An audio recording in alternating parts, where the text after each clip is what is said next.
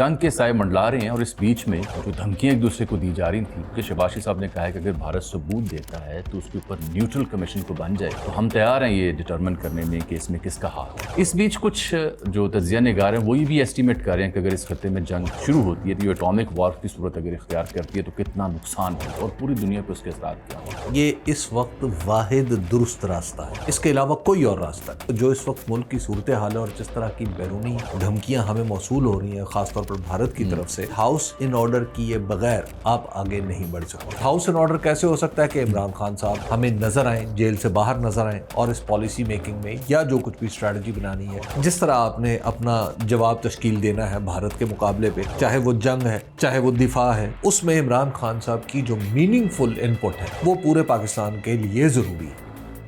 السلام علیکم جی، third umpire میں خوش آمدید۔ میں آپ کے ساتھ اجمل جامی تشریف رکھتے ہیں جناب حبیب اکرم صاحب۔ جنگ کے سائے منڈلا رہے ہیں اور اس بیچ میں جو دھمکیاں ایک دوسرے کو دی جا رہی تھیں اس کے ساتھ آج شہباز شریف صاحب نے بڑی امپورٹنٹ سٹیٹمنٹ دی ہے۔ اگر میں یہ کہوں کہ کائنڈ آف وے فارورڈ یا کائنڈ آف سولوشن تو یہ شاید غلط نہ ہو، لیکن از اٹ ٹو ارلی؟ اور کیا بھارت اسے مانے گا؟ کیونکہ شہباز شریف صاحب نے کہا ہے کہ اگر بھارت ثبوت دیتا ہے تو اس کے اوپر نیوٹرل کمیشن کو بن جائے تو ہم تیار ہیں یہ ڈٹرمن کرنے میں کہ اس میں کس کا ہاتھ ہے۔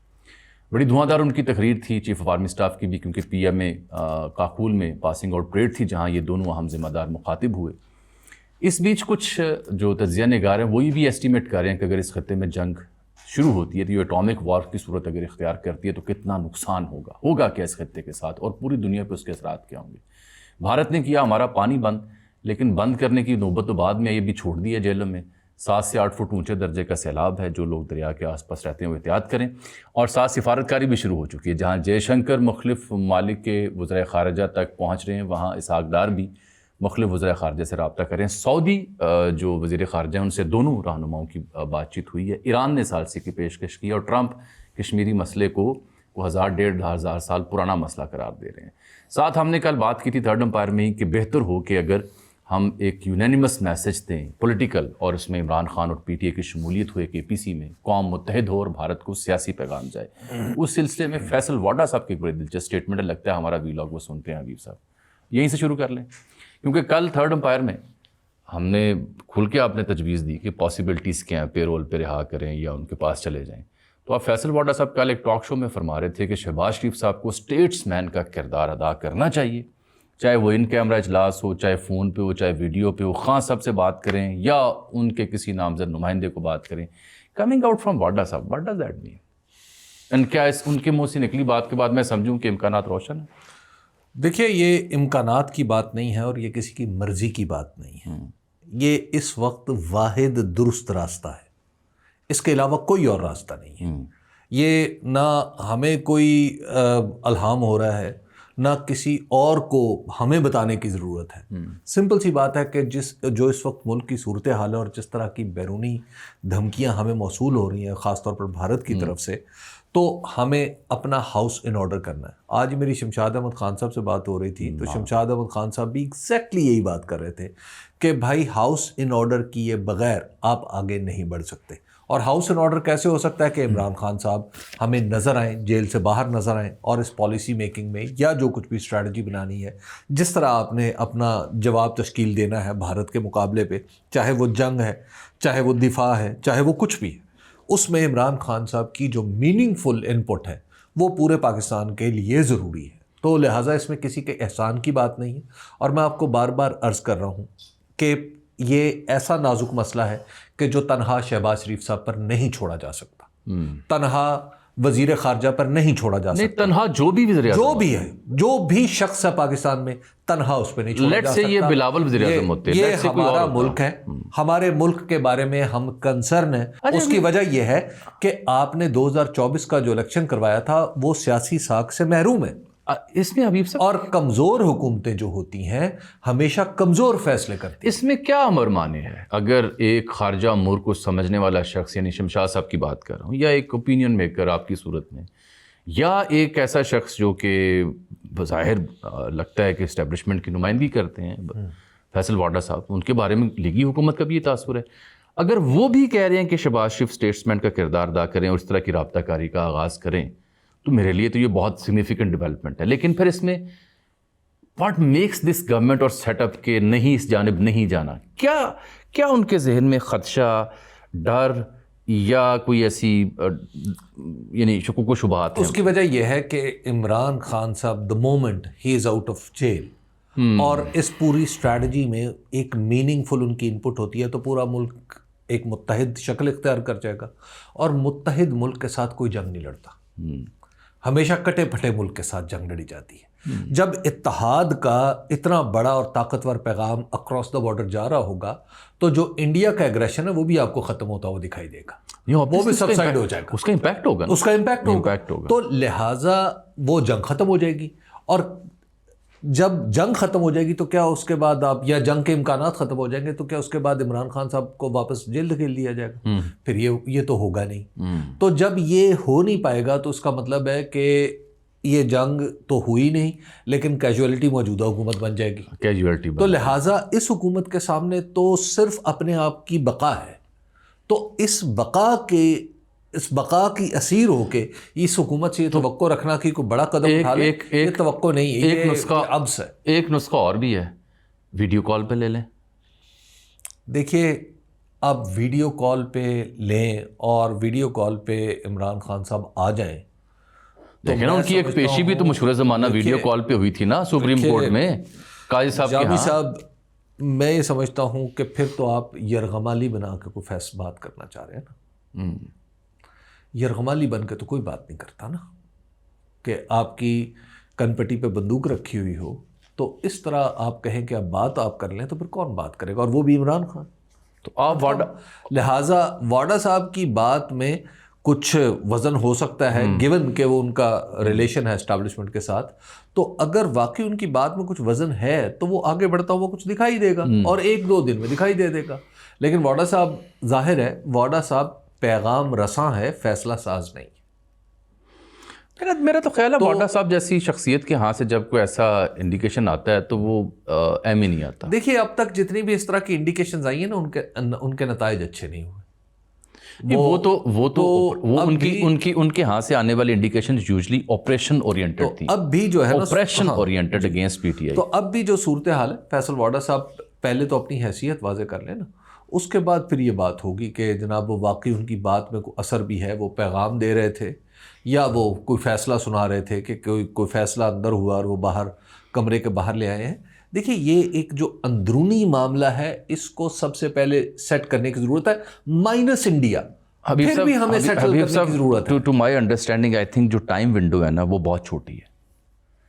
اگر آپ نے کوئی پولیٹیکل ایسا انیشیٹو لینا ہے یا خان صاحب کو آن بورڈ کرنا ہے تو اس کے لیے ٹائم ونڈو بہت تو آج کل ہے نا، بہت گھنٹے ہیں نا۔ آپ نے اگر آج کل میں یہ کر لیا تو وہ میسج جائے گا جو آپ کل سے بات کر رہے ہیں، otherwise it will be an effort anyway, کچھ نہیں اتحاد کے بغیر آپ آگے نہیں بڑھ سکتے۔ اور دوسری بات جو آج جو دو تقریروں کی آپ نے پرائم منسٹر نے جو بات کی ہے، سولوشن دی ہے، دیکھیے جو پرائم منسٹر نے آج جو بات کی ہے نا، یہ مجھے لگتا ہے تھوڑی ارلی کرتی ہے، انتظار کرنا چاہیے، انتظار کرنا چاہیے تھا۔ اس کی وجہ یہ ہے کہ پہلے بھارت آپ کے اوپر کو بات تو کر لے، بھارت نے ابھی تک آپ کو ثبوت کوئی نہیں دیا، نہ آپ کو دیا ہے نہ انٹرنیشنلی کوئی دیا ہے، نہ کوئی ایویڈنس پرووائڈ کیا ہے، اور بھارت نے محض ایک مفروضہ قائم کیا ہے اور اس مفروضے کے بعد یہ سارے اقدامات لے لیے ہیں۔ یہ ایک بھارت نے سفارتی غلطی کی ہے، بلکہ آپ اس کو یوں کہیے کہ سفارتی جارحیت کا ارتکاب کیا ہے۔ تو اس جارحیت کا ارتکاب جب کر لیا اس نے تو ہم نے اس کا مناسب جواب دے دیا۔ جب جواب دے دیا ہے تو اب ہم دفاع پہ ہیں، تو ہمیں انتظار کرنا چاہیے کہ پہلے بھارت کے پاس کیا ہے، لیکن اس دوران میں ہمیں اپنے وسائل استعمال کرتے ہوئے اس واقعے کی جسے کہتے ہیں نا باریک ترین جزیات ایچی بیچی وہ ہمیں پتہ ہونی چاہیے، یعنی پاکستان کو پتہ ہونی چاہیے، تاکہ بھارت ان ثبوتوں کو توڑ مروڑ نہ سکے، بھارت حقائق کو مسخ نہ کر سکے۔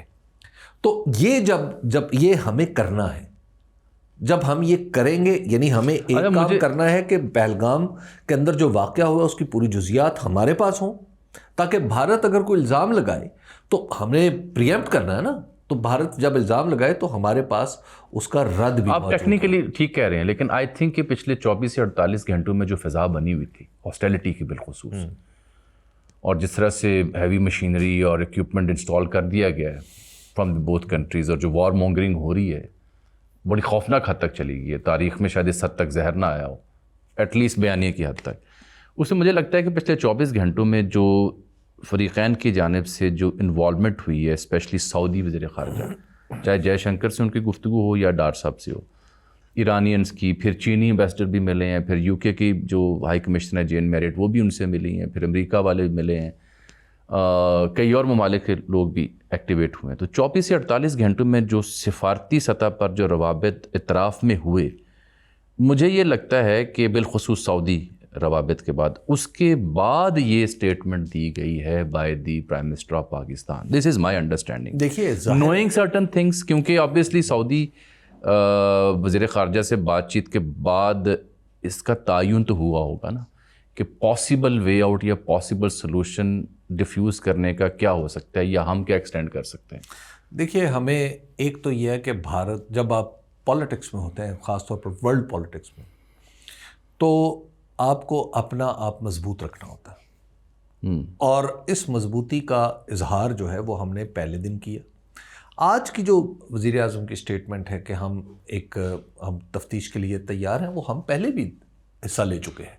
آپ کو یاد ہوگا پٹھان کوٹ والے واقعے میں، سمجھوتا ایکسپریس میں، پٹھان کوٹ والے واقعے میں باقاعدہ گجرانوالہ میں FIR درج ہوئی تھی. بالکل ہوئی تھی. تو اور اس میں بہاولپور سے جا کے لوگوں کو بھی پکڑا گیا تھا. تو یہ چیزیں ہوتی رہتی ہیں، یہ باتیں چلتی رہتی ہیں. اہم بات ہے کہ آپ نے کس وقت کون سی آفر کرنی ہے اور کس وقت کون سا دباؤ ڈالنا ہے. یہ تھوڑا سا میرا جو اعتراض ہے وہ اس پہ. اگر یہ ہم تھوڑا سا انتظار کر لیں اور پہلگام کے بارے میں اپنا ہوم ورک مکمل کر لیں، اس کے بعد پھر ہم ٹھیک ہے، ہم اپنے ہاؤس اور اس کے ساتھ ساتھ ہم اپنا ہاؤس ان آرڈر کر لیں پولیٹیکلی. میرا خیال ہے جب سمجھوتا ایکسپریس ہوا نا سر، تب بھی ہمارا ایک جوائنٹ ٹیررزم میکینزم بنا، اس میں بھی 60-70 لوگ مارے گئے تھے. اس میں جو ایک ہی ایویڈنس جو انڈیا نے دیا تھا وہ ایک شخص کی تصویر تھی، خاکہ بنا بندہ پوائنٹ آؤٹ ہوا، اس کی ویئر اباؤٹس بھی ہمارا میڈیا پہنچ گیا تھا. لیکن بعد میں جب اس پہ کتابیں لکھی گئیں، کرنل پروہت والا معاملہ ہے، تو معلوم ہوا کہ اس ایک ایویڈنس کے علاوہ دیر واز نتھنگ. اب بھی وہ جو نیہا سنگھ ہیں، خاتون ایکٹیوسٹ ہیں، انڈیا میں بیٹھی ہوئی ہیں، کمال کر رہی ہیں. وہ اپنی سرکار سے، اپنی سینا سے، اپنے سیکیورٹی اداروں سے سوال پوچھ رہی ہیں ناکامیوں کے. آج انہوں نے ایک ہندی میں خبر شیئر کر رکھی ہے ایکس کے اوپر، جو میں نے بھی شیئر کی ہے. انہوں نے کہا جی کہ ایک بندہ جموں سے پکڑا گیا، وہ BJP کے IT سیل کا ہیڈ تھا. یہ حال ہے ہماری پولیس کا، اور یہ حال ہے انویسٹیگیٹ کرنے والوں کا کہ الزام کہاں لگا رہے ہیں اور بندہ کہاں سے پکڑا جا رہا ہے ایک کالعدم تنظیم کے ساتھ تعلق کے شعبے میں. اور یہ بعد میں عہدہ کھلا کہ وہ BJP کے IT سیل کا ہیڈ ہے. خالصتاً میڈیا کے پرسپیکٹو سے اگر میں بات کروں تو بھارتی میڈیا وہاں پر جس طریقے سے اس پورے واقعے کا آپریشن ہو رہا ہے، پہلے وار مونگرنگ بھی وہیں ہو رہی ہے، لیکن وہاں پہ سین وائسز بھی موجود ہیں جو باقاعدہ انگلی اٹھا رہی ہیں حکومت کی کارکردگی کے اوپر، انڈین گورنمنٹ کی کارکردگی کے اوپر، ان کے سیکیورٹی لیبس کے اوپر سارا کچھ ہو رہا ہے. تو تھوڑا سا میں رشک میں مبتلا ہو گیا. اس کی وجہ یہ ہے کہ پاکستان کے اندر کیا اس وقت حالات ہیں کہ ہم سینسٹیو سیکیورٹی کے حوالے سے بات کر سکیں؟ جنگ میں تو دیکھیے مطلب وہاں پر یہ بات ہو رہی ہے، کیا ہم یہاں پر اس طرح کے سوالات اٹھا سکتے ہیں؟ انفارچونیٹلی نہیں اٹھا سکتے. اس وجہ سے بھارتی میڈیا انٹرنیشنلی زیادہ کریڈیبل سمجھا جا رہا ہے، اور پاکستان کا میڈیا ہمیشہ ایک ایسا لگ رہا ہے کہ ایک اپنا کام کرنے کی بجائے کسی کے دیے ہوئے مال کی جگہ کر. ایک اور وجہ بھی ہے نا کہ بھارتی میڈیا کا جو انگلش جرنلزم میں فٹ پرنٹس ہیں یا سٹینڈنگز ہیں، اس کے مقابلے میں پاکستان میں 1-2 چینلز کا تجربہ کیا گیا، ناکام ہو گیا. بھائی ہماری آواز اگر ہم نے کہیں پہنچانی ہے تو آبویسلی کوئی وزیر خارجہ CNN پہ جائے گا. اردو میں تو کر لیں، اردو کو تو اجازت دے دیں، اردو والا ٹکا کے جواب، اردو والے میڈیم کو یہ ساری اجازتیں دے دیں نا. جو آج بہت سارے واٹس ایپ آپ کو اور لوگوں کو موصول ہو رہے ہیں کہ بھارتی میڈیا کے اوپر بھارتی میڈیا اپنی حکومتوں سے یہ سوال کر رہا ہے، تو ہمیں بھی سوال کرنے کی اجازت دے دیں. اجازت اگر ہم بھی اسی طرح اپنے سیکیورٹی ایشوز کو تھریڈ بیئر ڈسکس کر رہے ہوں تو ہم اتنے پاگل نہیں ہیں کہ پاکستان کے مفادات کو زخم پہنچائیں، بالکل نہیں پہنچائیں گے. لیکن مسئلہ یہ ہے کہ یہ ڈیبیٹ اور مکالمے سے بات آگے نکلتی ہے. لیکن خیر یہ ایک جملہ محترزہ تھا. دوسرا آپ نے کہا نا کچھ سین لوگ ہیں وہاں پہ جی جسٹس وہ جو ہیں کاٹجو، جی مرکنڈے کاٹجو، ہاں انہوں نے کہا جی کہ 10 دن کے اندر اگر جنگ لگی نا تو انڈیا کی بومنگ معیشت کا بیڑا غرق ہو جائے گا، سرمایہ کار بھاگ جائے گا، ہوش کے ناخن لیں. اور ایک کولوراڈو یونیورسٹی کے پروفیسر ہیں، انہوں نے ایسٹیمیٹ کیا ہے، وہ سوال بھی میں آپ سے کرنے لگا تھا کہ اس خطے میں لارج سکیل پہ ایٹمی جنگ چھڑ سکتی ہے. پھر میں اس کی ڈیٹیل بتاتا ہوں. دیکھیے بہت سارے مفروضے ہیں. اچھا میں سوال اس لیے بڑا عامیانہ سا کر رہا ہوں کہ ہمیں کمنٹس کی صورت میں اکثر لوگ ایکسپرٹ سے، ماہرین سے، انالسٹ سے جاننا چاہتے ہیں کہ آپ بتائیں دیکھیے جنگ لگ سکتی ہے. دیکھیے آپ ان دونوں ملکوں کو اگر آپ دیکھیں اس وقت، انڈیا کو بھی اور پاکستان کو بھی، انڈیا کی معیشت ابھی ترقی کر رہی ہے. وہ اتنی میچور اور اس سطح پر نہیں ہوئی کہ انڈیا اس خطے میں کوئی جنگ چھڑے. 1 2 پاکستان کی معیشت اس قابل نہیں ہے کہ کسی جنگ کی متحمل ہو سکے. بھارتی معیشت بھی اس قابل نہیں ہے کہ وہاں پر جنگ ہو سکے. ٹھیک. تو لہٰذا یہ دونوں ملک معاشی طور پر اس پوزیشن میں نہیں ہیں کہ لڑیں. جب لڑیں گے تو ان دونوں کے بارے میں جو جنگی ماہرین ہیں ان کی رائے یہ ہے کہ یہ 8 10 12 دن سے اوپر نہیں جا سکتے. بالکل ٹھیک. لڑائی کے اعتبار سے 1 2. دوسرا اگر یہ انٹرنیشنل بارڈر پہ جنگ شروع ہوتی ہے تو اس کا مطلب یہ ہے کہ دونوں ملکوں کے پاس ایٹمی ہتھیار ہیں، اور پاکستان کا دعویٰ یہ ہے کہ ہمارے پاس ٹیکٹیکل لیول کے بھی ہتھیار ہیں. یعنی ہم کسی فوجی یونٹ کو اڑا سکتے ہیں ایٹمی ہتھیار کے ذریعے، فوجی انسٹالیشن کو، یعنی اتنے چھوٹے علاقے کو ہم ٹارگیٹڈ تباہی پھیلا سکتے ہیں. دوسری طرف بھارت کے پاس بھی عین ممکن ہے اس طرح کی اسٹریٹجی، اس طرح کی ہو نہ ہو اس بارے میں کوئی نہیں جانتا. اور پاکستان ظاہر ہے ملک تو اپنے دعوے کرتے رہتے ہیں. اگر ہم ان کا فضائی جائزہ لیں تو ایک طرف F-16 ہے، ایک طرف رافیلز ہیں. ہمارے پاس کچھ چائنیز بھی لیٹسٹ، کچھ چائنیز بھی ہیں. اچھا کیا اتنے قیمتی ایکوپمنٹ کے ساتھ یہ دونوں ملک جنگ لڑیں گے؟ اچھا پھر پاکستان کو انٹرنیشنل بارڈر اگر انڈیا کراس کرتا ہے تو پاکستان کو کیا ضرورت ہے کہ اتنی مہنگی ایکوپمنٹ کو داؤ پہ لگائے؟ پھر پاکستان کے پاس، چھوٹے ملک کے پاس تو ایک ہی ہتھیار ہوتا نا، وہ ہے پھر بم چلا دو، ٹھیک ہے چلا دیں. اچھا اب اس کے بعد یہ ہے کہ ایک ہوتا ہے کہ پھر سیکنڈ سٹرائک وہ کون کرے گا؟ اب اگر فرض کیا خدا نخواستہ پاکستان اور انڈیا جنگ کرتے ہیں. ویسے پاکستان کے پاس اس صورت میں سیکنڈ سٹرائک کی کیپیسٹی بھی ہے. اچھا یہ میں دیکھنے والوں کو بتا دوں کہ یہ بڑا مسئلہ تھا کہ نیوکلیئر پار ہونے کے باوجود سرٹن ممالک کے پاس سیکنڈ سٹرائک کی کیپیسٹی نہیں ہوتی. سیکنڈ سٹرائک کا مطلب یہ ہوتا ہے کہ اگر پہلے کوئی آپ پہ چلا دے ایٹمی بم، جی ایٹم بم، تو کیا آپ اس کا جواب دے سکتے ہیں؟ تو پاکستان جواب دے سکتا ہے، اور بھارت اپنی وسعت کی وجہ سے جواب دے سکتا ہے. لیکن یہاں پر ایک اور سوال اٹھتا ہے، جو ایٹم بم ہے وہ تو جب چلے گا اللہ تعالیٰ معاف کرے تو وہ تو اس علاقے کے لیے قیامت ہوگی. میں اس کا جواب دوں آپ کو. اور پروفیسر جو ہیں برائن ٹون، انہوں نے ایک برطانوی اخبار میں اس کا ایسٹیمیٹ چھاپا ہے. وہ یہ کہتے ہیں کہ ایٹم چلا اس خطے میں تو پوری دنیا کا جو درجہ حرارت ہے نا وہ 10 ڈگری کم ہو جائے گا. اچھا کیونکہ وہ اس میں سردی آ جائے گی اس کی وجہ سے. پھر وہ کہہ رہے ہیں 3 ارب جانیں اس میں جا سکتی ہیں، 1 ارب سے 3 ارب تک. 15 کروڑ افراد جو ہیں ایٹم بم اگر چلتا ہے تو وہ خوراک کی وجہ سے مر جائیں گے. اس کے علاوہ اور دونوں کے پاس کوئی 300 کے قریب ایٹم بم ہیں. زراعت سب سے زیادہ تباہ ہوگی اس خطے کی، اور جب زراعت اس خطے کی تباہ ہوگی تو اس سے متاثر ہوگا آس پاس کے تمام چھوٹے بڑے ممالک بھی. قحط پڑ جائے گا نا. اچھا اب دیکھیں جب یہاں، اور اس کے بعد جو انفراسٹرکچر تباہ ہو جائے گا اس کے بعد تو پھر یہ قیامت کی جگہ ہی ہوگی نا. یہ تو ایسا لگے گا کہ یہاں سے قیامت آ کے گزر چکی ہے. اور پھر یہ معاملہ ہیروشیما اور ناگاساکی والے معاملے کے بعد آج دن تک وہاں پہ جو پیدا ہونے والے بچے تھے ان میں مسائل تھے. جی وہاں پہ زراعت کے مسائل تھے. بڑی اوکھا ہو کے جاپان نے اس سے جان چھڑائی ہے. پھر آپ یہ دیکھیے کہ یہاں پہ جو جاپان ایک جزیرہ ہے، ہاں ہم کسی جزیرے میں نہیں رہ رہے، ہم بر اعظم میں رہ رہے ہیں.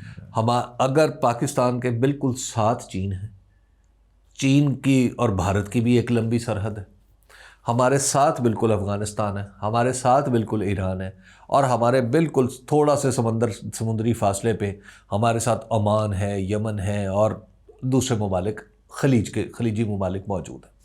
تو جب یہاں پر جنگ چھڑتی ہے اور خدا نخواستہ اس درجے کی چھڑ جاتی ہے کہ جہاں پہ ایک دوسرے کو بالکل ختم کرنے کی بات آ جائے، تو وہاں پہ پھر ہم ہی تو نہیں ختم ہوں گے، بہت ساری یہ دنیا کے تقریباً ایک حصہ ہی ختم ہو جائے گا۔ تو اس لیے ہمیں روکنے کے لیے بھی بہت سارے لوگ بیچ میں آ جائیں گے۔ وہ ٹرمپ صاحب نے کل اپنے وہ پریزیڈنٹل طیارے میں تھے، گفتگو دیکھی آپ نے؟ جی میں نے دیکھی ہے۔ وہ کہتے ہیں جی کہ میں دونوں کو جانتا ہوں، یعنی دونوں جو پرائم منسٹرز ہیں، اور یہ کشمیر تو 1000-1500 کا مسئلہ اور اتنا ہی آگے رہے گا، تو یہ they know how to deal with that. مفہوم وہ دے رہے ہیں کہ یہ پرانا مسئلہ ہے، یہ ہے، میں جانتا ہوں۔ اور کشمیر پہ اچھی بات پاکستان کے لیے کہ انہوں نے کوئی ایسی اسٹیٹمنٹ نہیں دی جو پاکستان کو ڈیمیج کرے، اور نہ ان کے اسٹیٹ ڈپارٹمنٹ نے دی تھی کشمیر کے اوپر۔ دیکھیے شملہ معاہدے کے بعد تو ہم یہ تسلیم کر چکے نا کہ ہم یہ 2 ملکوں کا خطہ ہے، ہاں، تو اس لیے یہ اس سے میٹر نہیں کرتا کہ یہ کشمیر کے مسئلے کو کتنا پرانا کرا، لیکن 1000-1500 سال پرانی والی جگت ماننے کی لوگ، تو اہم بات تو یہ ہے کہ انہوں نے اسی پالیسی کو کہ یہ 2 طرفہ معاملہ ہے، جو دراصل ہمارے قیدی تھے انڈیا کے پاس شملہ معاہدے کے وقت، تو انہوں نے یہ شک ڈلوائی تھی، اور اس کو ہم نے پھر 2 طرفہ معاملہ تسلیم کر لیا تھا۔ تو دراصل یہ اسی کی طرف اشارہ ہے۔ اس میں پاکستان کو یہ پڑھنا چاہیے کہ پاکستان جو کہتا ہے کہ ہم وہاں جائیں گے اقوام متحدہ، اور اب وہاں کی جو قراردادوں پر عمل درآمد نہیں ہوتا، تو یہ اس کی سینس بھی جی استفاب رائے والا جو معاملہ تھا۔ دوسری جو آپ 1500 سال کی بات کریں، 1300 سال کی بات کریں، پچھلے کچھ دنوں سے پاکستان کے اندر بھی اسی طرح کے بیانات جاری ہو رہے ہیں کہ جو ہندو مسلم مسئلے کو 1500 سال پرانا مسئلہ ہی بتا رہے ہیں۔ Is it? دیکھیے میری تو ایک اپنی رائے ہے، میں اس کا اظہار بھی نہیں کر رہا۔ دیکھیے ہمارے چیف آف آرمی اسٹاف کا جو بیان ہے، جو انہوں نے 2 قومی نظریے کی توضیح اور تشریح میں فرمایا ہے، ایک تو دیکھیے جب چیف آف آرمی اسٹاف اس طرح کا بیان دیتے ہیں تو پاکستان کا یہ رواج ہے کہ اس کو پھر حکم ہی سمجھا جاتا ہے، اس کے اوپر ڈیبیٹ نہیں کی جا سکتی۔ لیکن یہ چونکہ ایک نظریاتی معاملہ ہے، ایک تھیوریٹیکل معاملہ ہے، تو تھیوریٹیکل معاملہ پریکٹیکل معاملے سے الگ ہوتا ہے۔ تھیوریٹیکل معاملے پہ دنیا میں کبھی بھی کوئی حتمی فیصلہ نہیں دے سکتا، کیونکہ اس میں مختلف نظریات پائے جاتے ہیں۔ پاکستان کے اندر جو پاکستان کے قیام کا جو نظریہ تھا، اس کے حوالے سے مختلف آراء موجود ہیں، اس پہ کتابیں لکھی گئی ہیں، اور وہ کیا مسئلہ تھا، وہ کیا حالات تھے، یہ سب چیزیں کتابوں کا حصہ ہے۔ لیکن قیام تو ہمارا 2 قومی نظریے کی بنیاد پہ ہے نا، ہمارے بابا قوم سے لے کے علامہ اقبال سے لے کے جو عام فہم بات ہے، ویسے تو مجموعی جو ہمارے بانیان کا کانسیپٹ تھا وہ تو اس سے مختلف نہیں تھا۔ یہ 1949 میں تھا۔ قائد اعظم نے تقریر جو کی تھی وہ 11 اگست 1947 کو کی تھی۔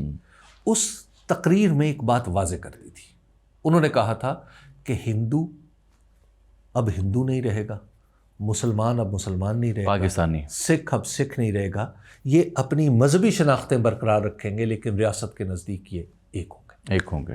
ٹھیک ہے نا؟ تو لہٰذا قائد کا فرمان جو ہے وہ زیادہ ان کے نظریات کی ترجمانی کرتا ہے بجائے اس کے کہ کوئی کسی دوسرے کا بیان۔ فی الحال تو جنگ سے بچنا ہے نا سر۔ دیکھیے جنگ سے بچنا، جنگ انشاءاللہ العزیز ان دونوں ملکوں کے درمیان نہیں ہوگی، آگے بازی تو انڈیا کرے گا۔ دیکھیے تھوڑا بہت تو ظاہر ہے چلتا رہے گا، جھڑپیں وڑپیں چلتی رہیں گی۔ ایک ماہر ہے جنہوں نے کل ایک ٹی وی چینل پہ ایک بڑا دلچسپ اور انوکھا خیال پیش کیا ہے۔ وہ یہ کہتے ہیں، جو آبی امور کے ماہر ہیں یا کوئی اس طرح کے معاملات کو جانتے ہیں، اپنے نام میرے ذہن سے نکل گیا، انہوں نے کہا ہے کہ جی آپ صرف جو انڈیا سے آنے والے 4-5 بڑے گندے نالے ہیں جو انڈیا سے جی ہڈیارہ ڈرین وغیرہ، ہاں جی ان کو اگر روک دیں تو دیکھیں انڈیا کی چیخیں کیسی نکلتی ہیں۔ تو مجھے تو I find it very interesting. دیکھیے بات یہ ہے کہ بڑی سنجیدگی سے انہوں نے بات کی، میں تو غیر سنجیدہ بندہ ہوں۔ جب ہم پڑوسی ملکوں کے بارے میں، خواہ ادھر ہیں یا ادھر ہیں، دونوں طرف اگر پاگل بیٹھے ہوئے ہیں نا، تو وہ نہ اپنے ملک کی خدمت وہ کرے ہیں نہ ادھر کوئی خدمت۔ نہیں ویسے میں تو پوچھ رہے ہیں اگر تسی گندے نالے روک دو تو کی ہوئے گا؟ دیکھیے یہ اب اس یعنی اگر آپ برِ صغیر کا امن جو ہے وہ گندے نالوں پہ آ گیا ہوا ہے، تو اور کی ਤੁਹਾਡਾ ਪਾਣੀ انہوں نے دریائے جہلم میں پانی چھوڑ دیا 7-8 فٹ کا امن جو ہے بر صغیر کا امن بلند ہونا ہے. آپ اپنے اپنے تعصبات سے بالاتر ہوں. سر مودی جی آپ جتنے سیانے عقل مند اور شانت نہیں ہیں بھائی. آپ لوگ تو ہیں نا, لوگ تو ہیں. لوگوں کو بھی انہوں نے یہاں پر بھی لوگوں کو بھی اس نے اس دہر میں مبتلا کر ہم دیا. بچپن میں ہم یہ سنتے ہوئے بڑے ہوئے ہیں یار جامی صاحب, یہ اب موقع نہیں ہے اس طرح کی باتوں کا. ہم بھی بچپن میں بہت بڑی بڑی باتیں سنتے ہوئے بڑے ٹائم بھی مک گیا ہے. ہاں, تو اس لیے ہمیں اچھا وہ جہلم سے سیلاب آ گیا 7-8 فٹ. دیکھیے حضرت, یہ اس دن جب ہم بات کر رہے تھے یہاں پہ رات کو, یاد جب یہ خبر آئی تھی تو ہم, آپ, اکبر اور میں بیٹھے تھے, تو اسی دن یہیں پہ ڈسکشن ہوئی تھی کہ جو وڈرال آف یہ جو ہے انڈس واٹر ٹریٹی, اس کا ایک نتیجہ ہوگا ڈیٹا شیئرنگ رک جائے گی اور پاکستان کو کا پانی روکنا مشکل ہوگا, لیکن پاکستان میں زیادہ پانی بھیجنا ممکن. پیش کی اطلاع بھی نہیں دی جائے گی. پیش کی اطلاع بھی نہیں دی جائے گی. ایسا ہی ہوا ہے. ٹھیک ہے نا. دیکھیے یہ ایکسپیکٹیشن اب آپ تصور کرنا اگر ہمارے یہاں ریزروائرز بنے ہوتے, یہ ایک ٹیکنیکل ایک معاملہ دوسرا ہے. یہ ایک الگ معاملہ ہے کہ ریزروائر کہاں بننا چاہیے, کیسے بننا چاہیے. کہاں نہیں, اگر بنے ہوتے تو پھر بھی کچھ نہ ہوتا. دیکھیے چین نے ایک ڈیم بنایا ہوا ہے, دیکھیے بہت بڑا, جو دنیا کا سب سے بڑا ڈیم ہے. وہ اتنا بڑا ڈیم ہے, اتنا بڑا واٹر ریزروائر ہے کہ اس کی وجہ سے جو پوری دنیا کی جو موومنٹ ہے اس کے اوپر بھی سرٹن امپیکٹ پڑتا ہے. سائنسدان بتا جی جی, 3 گارجز ڈیم جسے کہتے ہیں. جامی صاحب, یہ جو پاکستان, یہ جو ہندوستان کا اور پاکستان کا جو ڈرینیج سسٹم ہے نا, جس کو کہتے ہیں ڈرینیج سسٹم, یا جیسے چائنا ہے. دیکھیے ہمارے پاس کیا ہے, تبت ہے.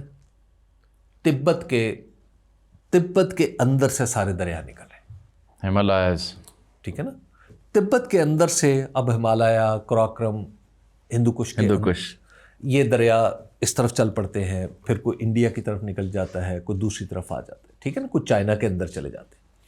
دیکھیے یہ سارے جو ہمارے جو دریا ہیں نا, ان کا منبع ہے تبت اور یہ علاقہ. یعنی اب اس علاقے, یہ علاقہ ایک شیئرڈ ہے پوری انسانیت کا. دریا تہذیبوں کے دامن ہوتے ہیں, تہذیبوں کا گھر ہوتے ہیں, ان کے کناروں پہ تہذیبیں پلتی. سویلائزیشن ہے ہی دریاؤں کے کنارے, چاہے نیل کی ہو یا انڈس کی ہو. جب آپ پانی بند کرنے جیسی باتیں کریں, اول تو یہ ہوتے نہیں. دوسری بات یہ ہے کہ چین کا بھی اس میں ایک کردار ہے. جہاں بھارت کا کردار ہے, جہاں پاکستان کا کردار ہے, اس میں چین کا بھی ایک کردار ہے. تو یہ سارے ملکوں کا ایک شیئرڈ برف ہے جو قدرت نے اس خطے کو فراہم کی ہوئی ہے, جہاں سے پھر دریا اور چشمے اور ندی نالے نکلتے رہتے ہیں اور پانی کی ضرورتیں پوری ہوتی ہیں اور پھر جا کے سمندر میں گر جاتے ہیں.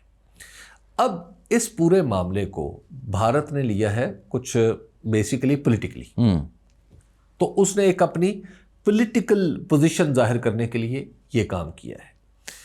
پاکستان کو سوچنا سمجھنا ہے, پاکستان اور انڈیا کے لوگوں کو بھی سوچنا سمجھنا ہے. آپ دیکھ لیجئے, انڈیا کے اندر 2 دن تو ایک وار یوفوریا پڑا, پاگل پن تھا, لیکن اس کے بعد لوگ اٹھے, لوگوں نے آواز اٹھائی, بات کرنا شروع کی. مرکنڈے کاٹچو جیسا آدمی آ گیا, اس نے کہا پاگل ہو کیا. نہیں, ایک پنڈت بھی آئے ہوئے سامنے جو کہہ رہے ہیں جنگ کرو گے. ایک پنڈت جی کی ویڈیو سامنے جو چوکیدار سوال پوچھ رہے ہیں. جی, اپنے چوکیدار سے. جی, اسی طرح پاکستان کے اندر بھی یہ سوال اٹھنا چاہیے. نہیں, بات ہونی چاہیے. ہمارے اوپر تو جنگ نافذ کی جا رہی ہے, تو ہمیں اس جنگ کو روکنا ہے حکمت کے ساتھ اور دلیری کے ساتھ. سر جی آپ ڈیمو والی بات ادھوری رہ گئی, اب وقت بھی ختم ہو رہا ہے. مسئلہ یہ ہے کہ آپ نے تربیلا, منگلا وغیرہ کے بعد کیا بنایا, کیا ضرورت نہیں تھی؟ جامی صاحب میرا ڈیم, نہیں سادہ سوال ہے نا. جامی صاحب میرا ڈیمز کے بارے میں ایک مختلف خیال ہے. دیکھیے تسی کہنا نہ بنن, نہیں بالکل بننے چاہیے, پھر جہاں ضرورت, موقع اور اتفاق رائے ہے. نہیں ہو سر, میں کہہ رہا ہوں منگلا تربیلا کے بعد آپ کا کارنامہ کیا ہے؟ دیکھیے میں وہی تو عرض کر رہا ہوں نا کہ جہاں ضرورت, موقع اور اتفاق رائے ہے. کیا ہمیں ضرورت تھی؟ ہمیں ضرورت بھی ہے, ہمارے پاس مواقع بھی موجود ہیں, لیکن ہمارے پاس اتفاق رائے موجود ہے. انہوں قیادت دور کر دی ہے نا. اتفاق رائے قیادت دور کرتی ہے, لیکن قیادت کو موقع بھی دیں. قیادت کو موقع نہیں ملنا. یہ جو ڈیم ہے نا, اور دوسری بات ہے کہ آپ اگر مجھ سے یہ سوال پوچھیں کہ میں ڈیم بنانا چاہتا ہوں یا پاکستان کے لوگوں کو یکسو اور اکٹھا رکھنا چاہتا ہوں تو میری آپشن پاکستان کے لوگ ہوں گے، میری آپشن ڈیم نہیں ہوگا۔ یہ ڈیم جو ہیں ضروری ہوتے ہیں ترقی کے لیے، معاشی ترقی تو یکسوئی کے نام پہ آپ زراعت کا بیڑا گرک کروا رہے ہیں، فلڈ آنے دیں، وہ کرنے دیں۔ بات یہ ہے کہ یہ ایک تو یہ ہم نے نا یہ ریسنٹلی میں نے دیکھا ہے کہ آپ جیسے لوگ اچانک سامنے آ گئے، جذباتی ہو جاندے، آپ جذباتی ہو گئے اور آپ وفاق کے نمائندہ بن کے خود کو حکمران بھی سمجھنے لگے۔ نہیں ایسی کتنے نہیں، آپ ایک اچانک آپ کے اندر اسلام آبادیت جاگتی ہے، کتنی آپ اور آپ اسلام آبادیت کے نام پہ نا آپ کو یک کالا باغ، مینو کہہ کے سے سنا رہے ہیں، میں نہیں آپ ہی کو کہہ رہا ہوں، آپ جیسے لوگ سامنے آئے ہیں اور آپ لوگ یہ ہمیں بتانے لگے ہیں کہ دیکھو اب تم لوگ پنجاب والوں، سندھ والوں، بلوچستان والوں، خیبر پختونخوا والوں، تم لوگ جو صدیوں سے اس خطے میں آباد ہو، یہ جو وفاق تم نے بنایا ہے یہ وفاق دراصل حکمرانوں کا ہے۔ نہیں، حکمرانوں کا نہیں ہے، وفاق یہ کیا ہے؟ وفاق صوبوں نے نہیں، پھر آپ کا یہ طرز عمل کیا ہے جامع صاحب؟ یہ آپ ذرا مجھے بتائیں۔ تسی میرے تے کہہ کے نا نہیں میں آپ کی باری، میں سر آپ کی لوگ آپ کی بات سنتے ہیں، آپ یہ بات کرتے ہیں۔ میں آپ کو سر کوئی 18 برس سے جانتا ہوں، آپ کی شاگردی میں رہا ہوں، میں اچھی طرح جانتا ہوں ناچیز کہ آپ مجھے کہنا تین سنانا نو اے تسی میرے تے واردت لا رہے ہو۔ یہ آپ عجیب حضور میرا تو یہ مسئلہ ہی کبھی نہیں رہا، لیکن میں نے تو آپ کو پہلے کبھی اس طرح کا وکیل نہیں بنا ہوا دیکھا۔ ہم تو اپنے حقوق مانگ رہے ہیں، جو آپ نے ابھی تک مہاجرین کو تو حقوق دیے نہیں، صوبوں کو خاک دے۔ آپ اب گفتگو کو دوسری طرف میں جان کے سر کر رہے تھے سنجیدہ ہو رہے، یعنی ایک طرف آپ معاملہ اٹھا رہے ہیں کہ سر نہریں رکواتی ہے نا، نہریں رک گیا نا سر، بھارت اور پاکستان کے درمیان جنگ کا معاملہ اٹھا رہے ہیں، اس میں سے آپ ڈیم نکال رہے ہیں۔ میرے لیے تو یہ ایک عجیب و غریب میرا بڑا سادہ سوال تھا کہ تربیلا اور منگلا کے بعد ڈیم نہیں ہونے چاہیے تھے؟ بھائی ہونے چاہیے، آپ نے کہا اتفاق کی رائے سے ہونے تو اتفاق کی رائے کیوں نہیں ہو سکا؟ اس پہ بات کریں نا۔ میری اسلام آباد سے تو تعلق ہی نہیں، مجھے 2 دن رینٹ پہ رہنے دیتے وہاں پہ، تو اتفاق جدو اسلام آباد گیا تو اصل جا کے رہے ہیں اتنے۔ آپ کاغذ پہ بیٹھ کے ڈیم بنا لیتے ہیں اور کہتے ہیں کہ جناب یہ ڈیم بننا چاہیے۔ میں کالا باغ ڈیم بنانا چاہتا ہوں، لیکن جب تک سندھ اور خیبر پختونخوا کے بھائی اس پہ راضی نہیں ہیں مجھے ڈیم نہیں چاہیے۔ ایک منٹ، میں آپ سے 100% اتفاق کرتا ہوں، 100%۔ جو آپ ڈرائنگ کی بات، اور یہ جو ہم نے وفاق بنایا ہے نا، ہم نے وفاق اس لیے بنایا ہے کہ ہم خوشحال بھی اکٹھے ہوں گے اور اگر بھوکے بھی ہوں گے تو اکٹھے رہیں گے، پیاسے بھی رہیں گے تو اکٹھے رہیں گے۔ پرنسپلی میں آپ سے ایگری کرتا ہوں، آپ کو کبھی نہر سوچتی ہے، کبھی آپ کو میں آپ سے پرنسپلی ایگری کرتا ہوں۔ میں تو لچ فرائی کر رہا ہوں کہ یہ جو ڈرائنگ روم یا اسلام آبادیت کے اندر جو پریزنٹیشنز اور خاکے بنتے ہیں نا، اگر وہ نہ بنے تو ان کی نوکری، ان کے پروفائل کا جواز ختم ہو جاتا ہے۔ تو انہوں نے تو کوئی نہ کوئی خاکہ، کوئی نہ کوئی سیاسی جماعت، کوئی نہ کوئی جو ہمارے دانشور ہیں اسلام آباد بیٹھے تھنک ٹینکس والے جو ہوتے ہیں، انہوں نے یہ کام جاری رکھنا ہوتا ہے۔ دیکھیے سرکاری لوگ جو ہوتے ہیں نا، سرکاری ملازمین، یہ نظام چلاتے ہیں، جو ملک چلاتے ہیں نا وہ عوام اور سیاستدان چلاتے ہیں، یہ فرق سمجھ لیں۔ تو عوام اور سیاستدان کو چلانے دیں، وہی چلانے دیں، انہی کا کام چلا رہے ہیں، یہ وہی بہتر کریں گے، چلا رہے ہیں۔ یہ جب الیکشن فری اینڈ فیئر ہوگا تو وہ چلائیں گے۔ اجازت دیجیے، اللہ حافظ۔